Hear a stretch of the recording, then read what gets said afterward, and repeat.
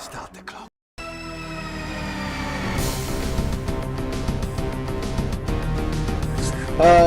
Evening kitties, Dr. Freedom here with you, time for some Doctor Who news.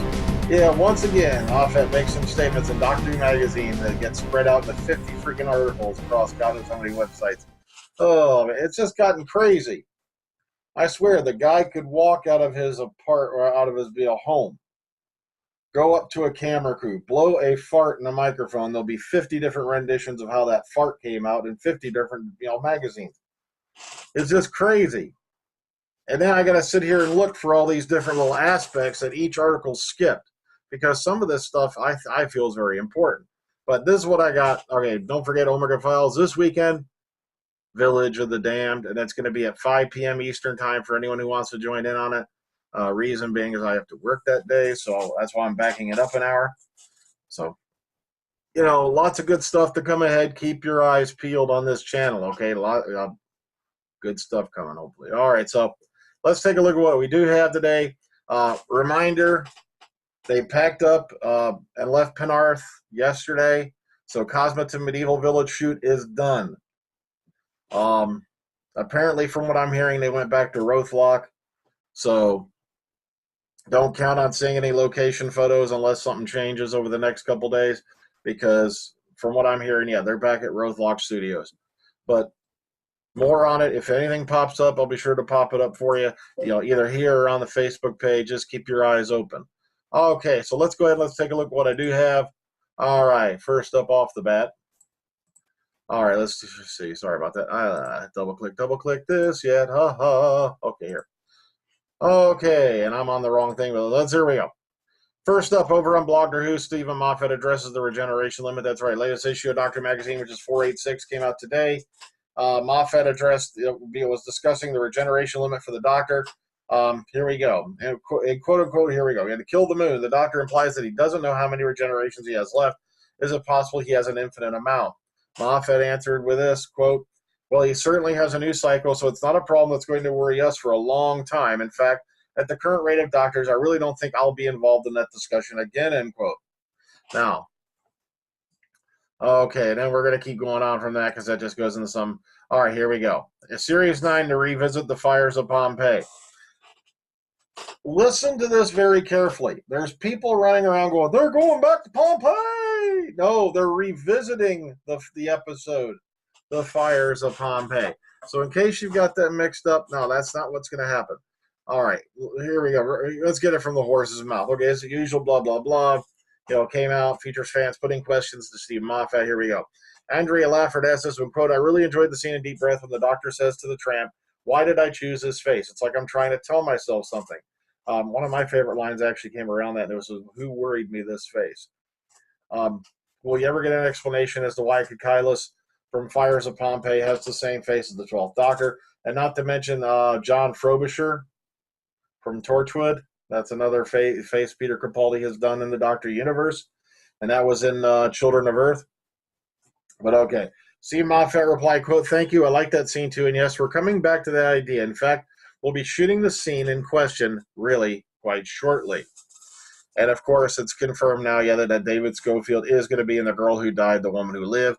And, playing Odin.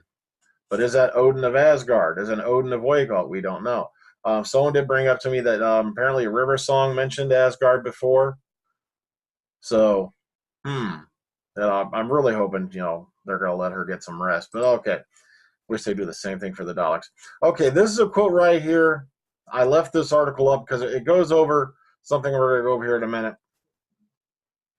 But okay, when he was talking about the Master, quote, in my head as it stands, she's the one after John Simm, but my researches aren't complete, so I better say nothing, as I've been wrong before. You could have knocked me over with a feather when the War Doctor turned up in Name of the Doctor. You're the one who put him in it, you moron. How do you know? No. All right.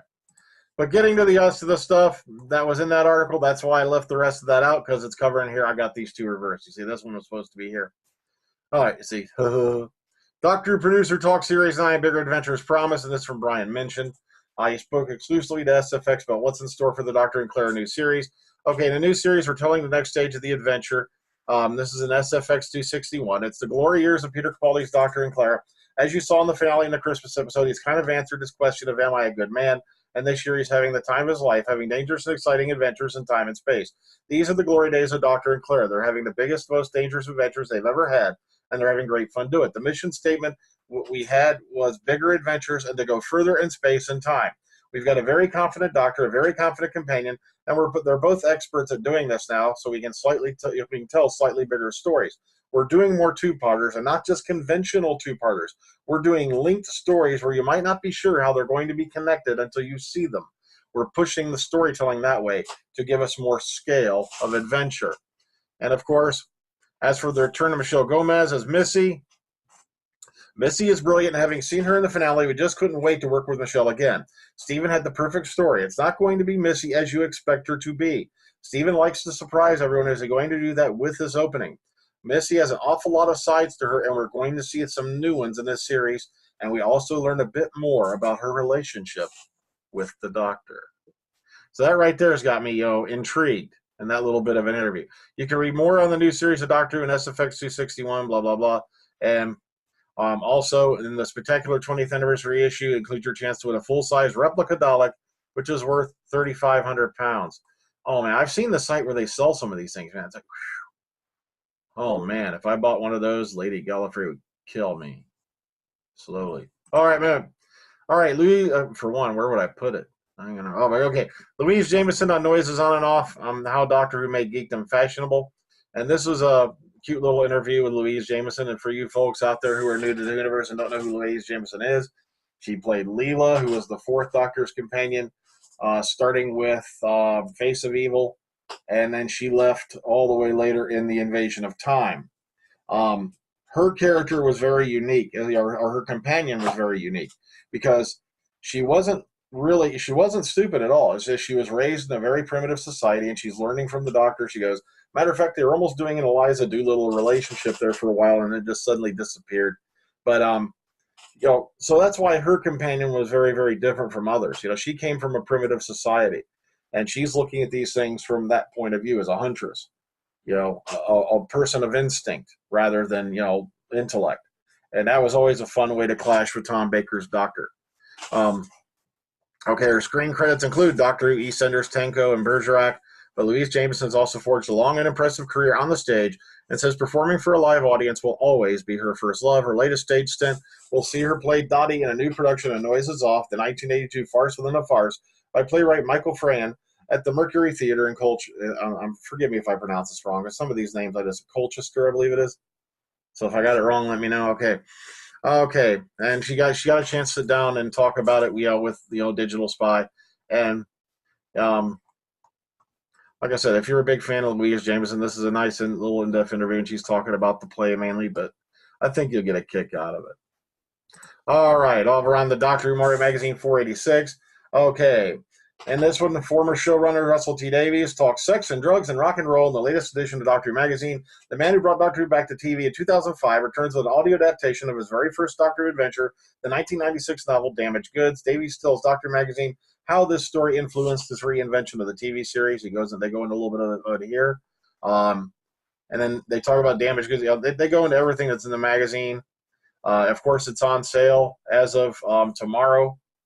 So that's why everybody, matter of fact, it came on it's already tomorrow over there. So it's on sale already over there for £4.99 starting tomorrow. Well, it's already tomorrow morning over there. So kind of confusing time zones and stuff, ain't it? But that's why everything's hit the day before. You see, okay. But if you're interested in Doctor Who Magazine, also very nice cover. Of course, Damaged Goods takes place with Sylvester McCoy as the seventh Doctor and his two companions played by Yasmin Bannerman and Travis Oliver. I think I listened to that one a couple weeks ago. It wasn't that bad. I really enjoyed it. Okay, Missy takes the Doctor Who Symphonic Spectacular to America. That's right, BBC Worldwide in North America. BBC Worldwide North America, is bringing yet another incredible Doctor Who experience to the U.S. in the shape of the Doctor Who Symphonic Spectacular, a live show which sold out when it premiered in Australia. It'll be staged for the first time in the U.S. at Barclays Center in Brooklyn, New York on Wednesday, October 7th of this year, and is produced by Vision 9. The Symphonic Spectacular will be one of the headline events of New York Super Week, which takes place over the city over the city on October 5th to 11th in the lead up to the main event of New York Comic Con, taking place between October 8th and 11th at the Javits Center. Hopefully. Okay, there's a lot of weird stuff going on in America right now, man. Oh, man, I don't want to go into that. It's political. I don't do political. Okay, the show will be hosted by actress or actor. I don't know. Actor has become kind of like a politically correct term for male and female actors. So, I don't know. All right, Michelle Gomez is going to be hosting it, which I thought was very, very interesting. It's going to be interesting to see how she carries off the celebration. So, and here's all the information you need to know, where it is, blah blah blah. And if you want to get a hold of that, here's tickets will go on general sale at the venue box office and website, 10 a.m. on Friday, May 8th. So get in on there. Prices are starting at $50.50 per ticket. So this is not going to be a cheapy event. All right. Timey Wimey charity event, surprising theme now. That's right. The Timey Wimey convention returns to Brighton and with an unexpected theme, Dimensions in Time. That's right. No, I'm not going to. No. But if you want to know all about it, here all it is. Okay. Let's see. Sorry about that. Take a breath. Okay. All right. The event, which takes place on Sunday, the 22nd of November, which of course is the anniversary of Doctor Who's first airing. Well, so far they're headlining Colin Baker, Sarah Sutton, Louise Jameson. What the hell? What the hell? Don't these guys edit anything before it goes out? It's Louise Jameson. Louise Jameson, not Louise James, telekinetic slap. Oh, stupid idiot. And Rosie DeMarco, and played Leela in Doctor Who and Rosie DeMarco in EastEnders, or Rose DeMarco. Oh, man.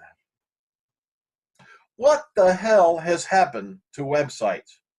I mean, I've been meaning to do an editorial on this because it's like good grammar and good spelling and just good common sense have gone out the window, because I remember a time when before anything hit the airwaves. Now, I make the occasional mistake, but I'm not representing a big magazine.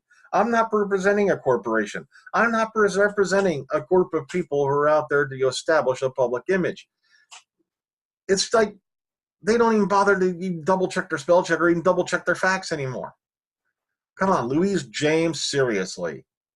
Come on, guys. They'll probably have it fixed by the time it's done because I send my art things to them. Oy vey. Sorry, guys. I just had to say some of that. Louise James, come on. Oh, that's it for me today, guys. Keep in mind, Omega Files comes back this weekend. We'll be discussing John Carpenter's Village of the Damned, 1995. Do not worry about studying the old movies. That's the one we're covering, the one with Christopher Reeve, Mark Hamill, Kirstie Alley, Linda Kozlowski, just to name some of the folks off the top of my head. I find it a very enjoyable flick. It's not the best edited flick in the world, but we'll be going over that in the podcast. So until later, guys, take it easy. Have a good one. Catch you later. All right.